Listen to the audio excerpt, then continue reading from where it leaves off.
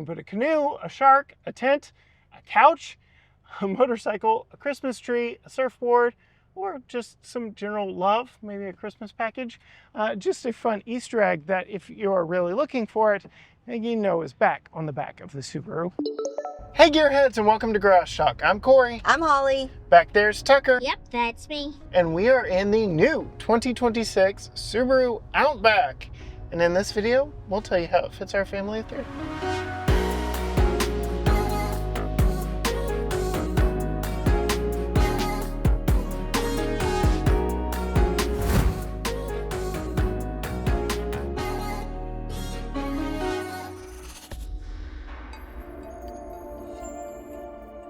Quick pause from the car talk real quick because Tucker needs your help to become the next Junior Ranger for the Ranger Rick magazine. Yes, don't take my word for it. Hear from the man yourself. Hi fans, I just want to tell you I am in the running to be the next Junior Ranger. And I would love to be the next Junior Ranger, so please vote for me. So it is very easy to vote for Tucker. The link is down in the video description below. Simply click this button right here and you can see there are multiple ways to vote for him. Voting is free unless you choose to donate to the National Wildlife Federation, which does get you extra votes. But it really is just as simple as clicking a few buttons. If you could help Tucker out to be the next Junior Ranger, he and our family would greatly appreciate it. Now, back to the car review. Holly, this is not the first Subaru Outback that we've had here on the channel, but it is the first one since a major update to the platform. Looks new inside and out. I am very curious. What are your thoughts? We'll start outside on the style. Yeah, I like the style. Well, it's your classic Subaru style. Is it? A little bit. I feel like they've kind of went off the deep end with this one. You think they went off the deep? No. I feel like they've combined some concepts. Okay. But it still looks like a Subaru. I will give you that. Ish. It's not the most attractive in my opinion, but like they've taken a different turn with the direction of this one. Especially seeing older Outbacks around and seeing kind of how much more curvaceous and wagon-like they were. Yeah. This thing is a box. No, I disagree. Okay. I disagree. I agree with you on they were a lot more curvaceous in the past. I agree with you on that. But considering some of the styles that they've come out with lately that don't look like a Subaru at all. She's talking about the EVs. This is a little bit boxier. And that's what I mean is like, I feel like they've kind of taken some of the styles that people are really liking right now, the boxy, sharp curves, that kind of thing, and combined it with the old style, a little less curves, but still kind of like a Subaru looking vehicle, SUV. Okay. So you're pushing the button. In, we'll get to that. In the back is where it looks the most like a Subaru. Yeah. But also everywhere it looks like a big box. They have very much straightened out all the lines on this. It is nowhere near as curvaceous and athletic looking even. It's not as much of a box as I think you're saying it is. There are some straighter edges, but I mean, you were comparing it to the Santa Fe earlier. I was. It's not as boxy as the new Santa Fe. No, but it ain't far behind. I don't know. And it's almost as big as your sister Santa Fe, which I was shocked at, actually. Well, and that's why I think, like, when I think of a box, I think about a box. And this is kind of like a matchbox car. Okay. Care to guess the name of the paint color? Smoky gray. I mean, you're in the right realm in that it's outdoorsy. Yeah. Cloudy day. No, that's what we're in right now. Well, we match. Yes. River Rock Pearl. River Rock Pearl. Okay. So, I was almost there. that's the name of our limited trim here. All right, moving inside. Thoughts in here? It's all right. Yeah? It's fine. I feel like a lot of my opinions of this is going to be affected by the price. Okay. So if this is an affordable SUV, then it's fine. Okay. If this is a really expensive SUV, it's boring. I mean, there are some pieces that I like. Yes. Like, I like the textured over here. I think it's interesting to have the cloth cushion up here. Yeah, which I talked about. Our one and only car in our driveway right now from 2013 has a cloth dash and door panels, so it's not that strange. It's just we haven't seen it a lot in press vehicles. Yeah. We also don't typically get vehicles that don't have full leather, so. Yeah, that's true. There's a little gloss black down here, down low. But the texture is right here. I really like the texture. And I wish they used this in more pieces. Like, it would have been nice right here. I mean, this is textured, but it's not this. Is it? What? I think it is. Oh, maybe it is. Well, I don't like it up there then. Welcome to being married. No comment. Were you refraining from a woman joke right there? I was refraining from welcome to my life right there.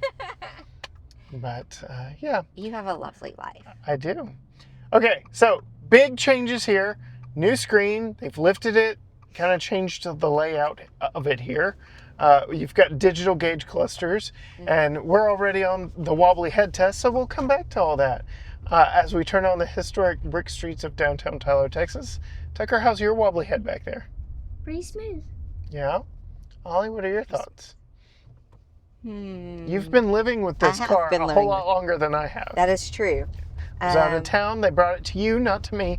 It's okay. I mean, it's decent. Yeah.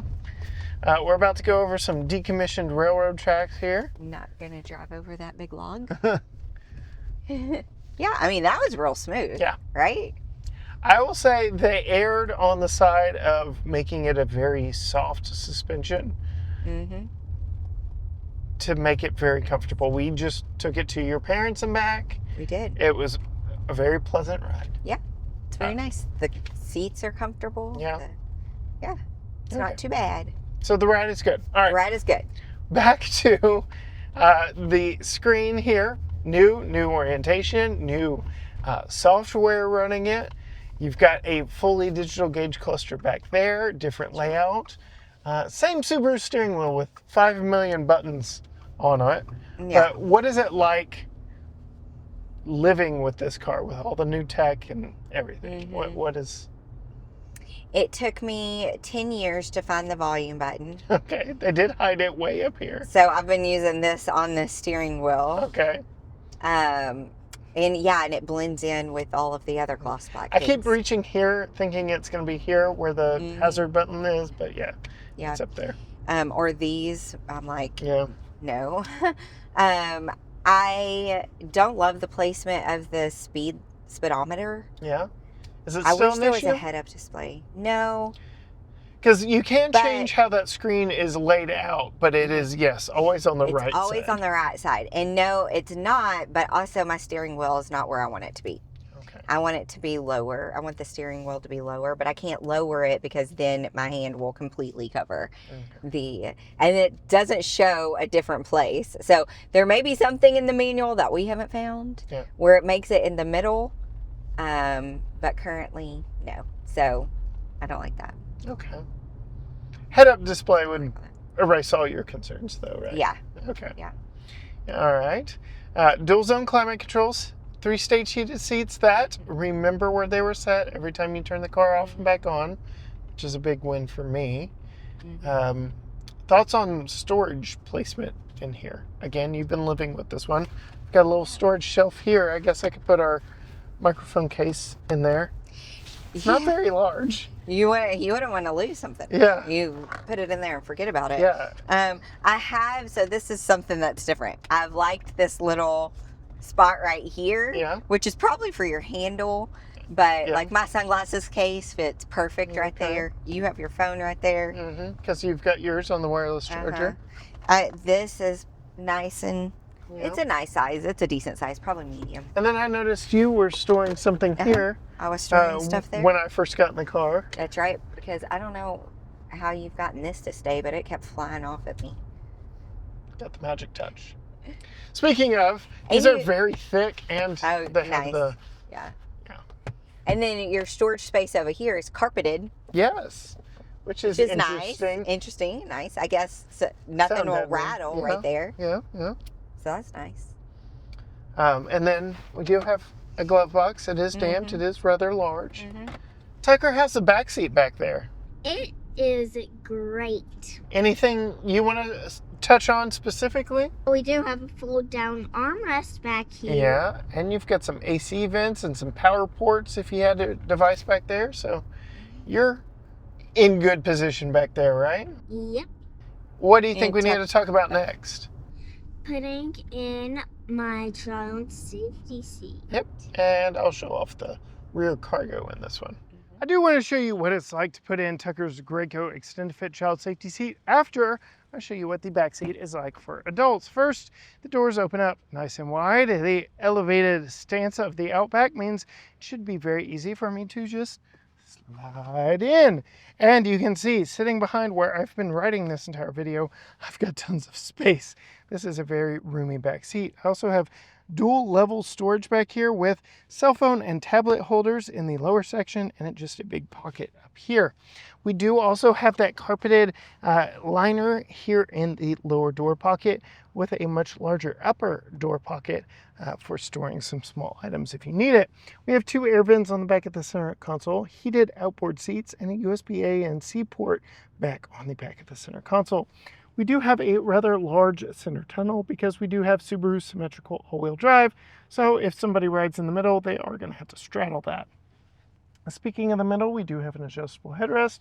We also have a fold-down armrest with two cup holders with rubber grippers and rubber liners down on the bottom, so if you put stuff back here, it's not exactly going to rattle on you.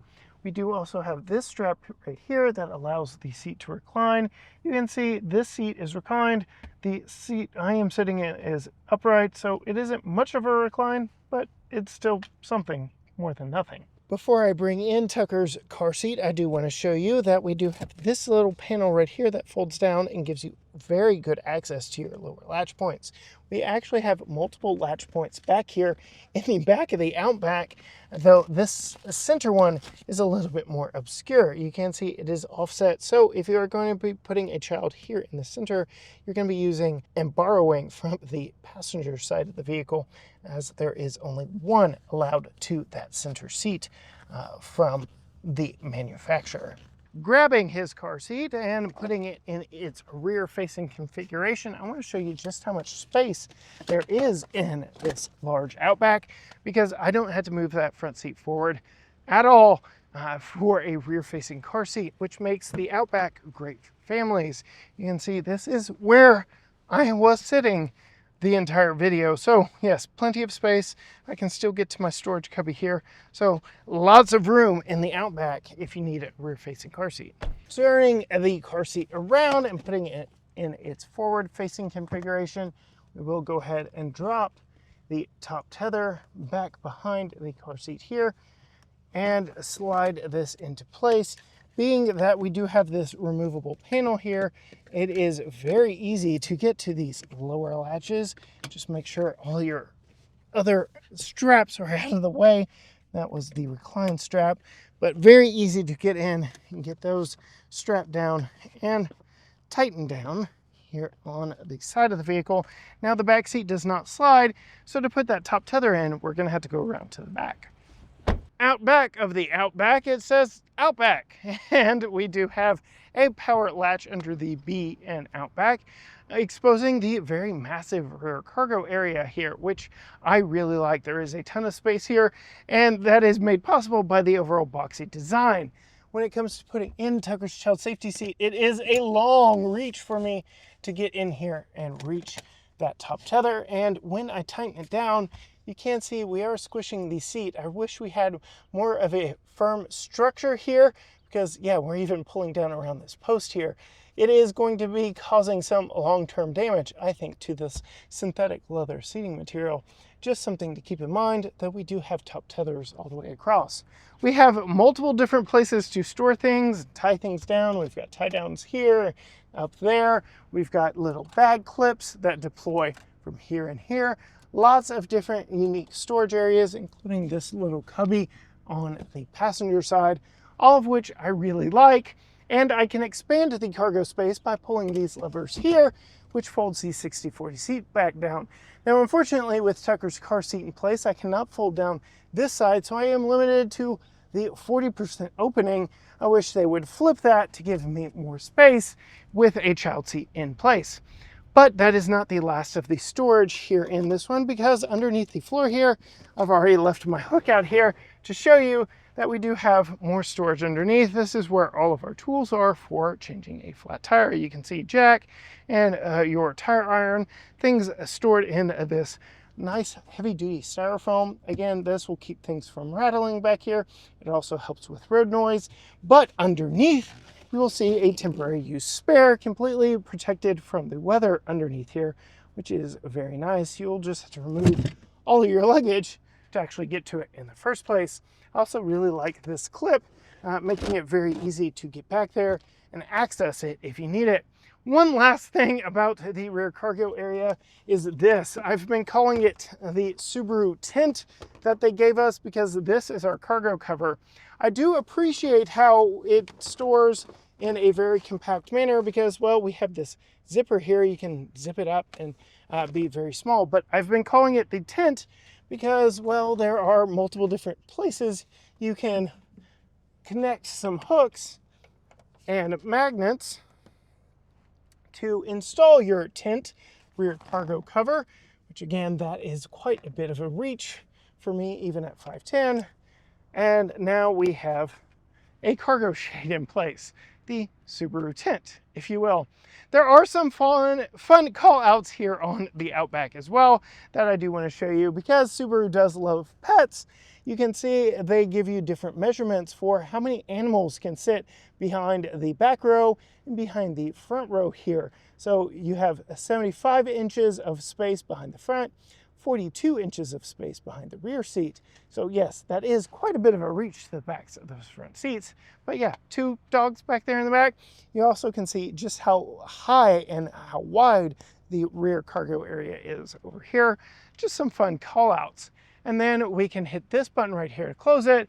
But I just noticed all the different cargo carrying things that they suggest you can put on the top of your Outback underneath here. You can put a canoe, a shark, a tent, a couch, a motorcycle, a Christmas tree, a surfboard, or just some general love, maybe a Christmas package. Just a fun Easter egg that, if you're really looking for it, you know is back on the back of the Subaru Outback. Okay, Holly, there are some other unique touches in here, like our cord management, which keeps the cords from just piling up down here, which you like. Yes, sir.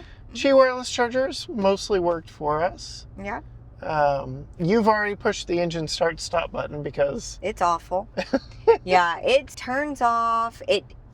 You don't notice it as much turning off as you do when it turns back on. It's very noticeable. And then I've had some instances where it's kind of gotten confused when it was like turning it off, and you have too when you were driving it. It kind of stutters a little bit sometimes. I don't know what to do. And so I don't like that. Don't love that. What about visibility? Visibility's been good. Yes. You have a nice big back window. Clear sight lines. Yeah, the car seats don't get in the way. The headrest on the cars don't really get in the way of your back view, which I really like. Has a really nice backup camera that's very clear and crisp. I only wish there was a frontwards camera too. But 360 would be nice, but again, I don't believe that's on this trim. Future me will put it on screen what trim it does come on. But yeah, I do like that about Subarus. They are very conscious about safety, and part of that is making sure you can see clearly out of it, and I feel like they've done a really good job making sure outward visibility is in this, which is very good. Okay. This has quite a few small, fun tech features, luxury features that I didn't quite expect on a mid-trim. Like we have automatic windshield wipers, rain sense windshield wipers. You have facial recognition.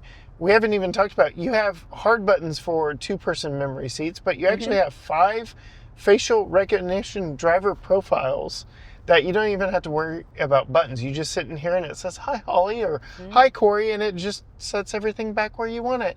So that's actually a very upscale feature for an everyday car like this. I feel like that's done very well. And it doesn't stutter at all. Every time I sit behind the wheel, it's like, hi, Corey. It knows. Right. Creepy. Yeah, she's not so much a fan of it having her face stored. What if I went to drive a getaway car? Everybody now knows who was Only driving. because I programmed it. If you were planning a heist, I doubt you're programming your face into a getaway car. So, yes, there's that. We have dual zone climate, which is nice. And then you already touched on the seat comfort, but they are heated. They are, yeah, the seats are nice and comfortable. All right, so final thing, how does it drive? Like, what is the power like? What is the steering like? The steering is medium tight, I would say. Yeah. Not too tight. Not too loosey-goosey where not you're too like... loosey-goosey. Okay. What's power like? Power's been fine. Yeah. I mean, regular. Yeah, I feel like, and I got in a lot of trouble with y'all for using this phrase with the last Outback we had. It's supremely inoffensive. They are trying to appeal to a very wide audience, and the ride is nice and soft, but it's not sporty. It's not going to offend anyone. The power is completely adequate, but you're not going to be racing anyone. No. Like, it is supremely inoffensive.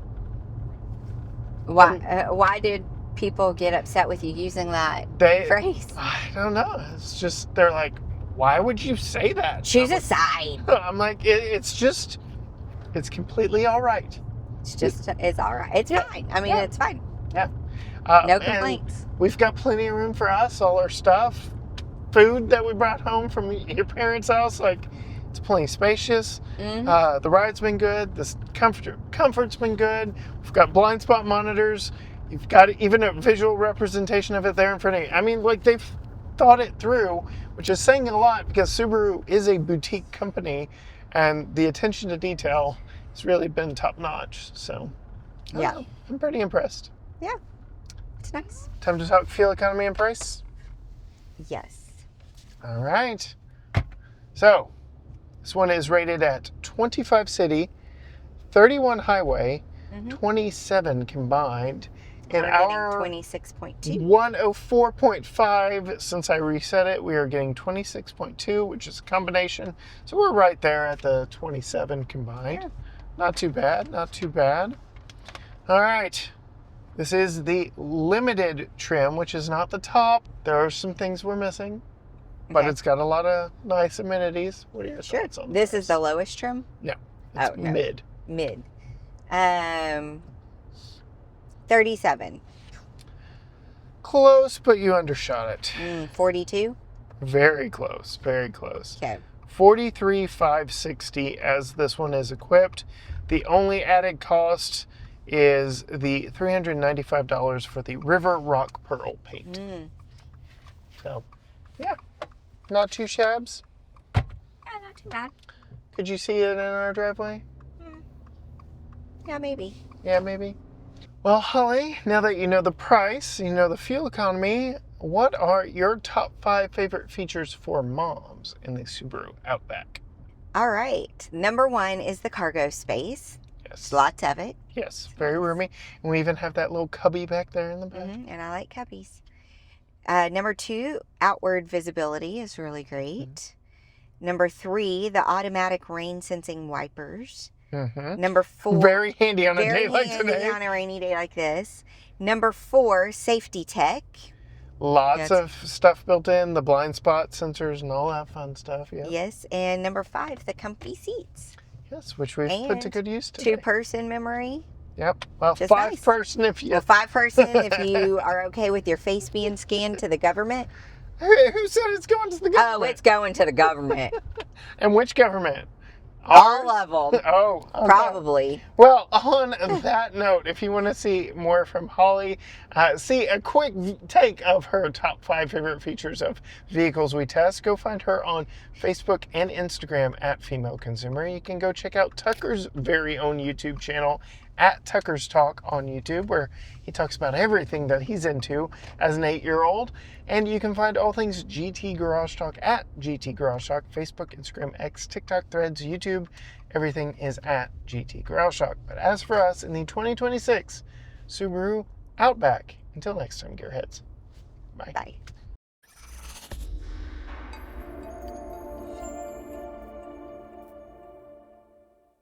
Stay tuned and stay tuned. And in case you were thinking about leaving, stay tuned. And in case if you were thinking about taking a nap or eating, don't stay tuned. And eat and watch our show. Yeah, you can eat and watch our show.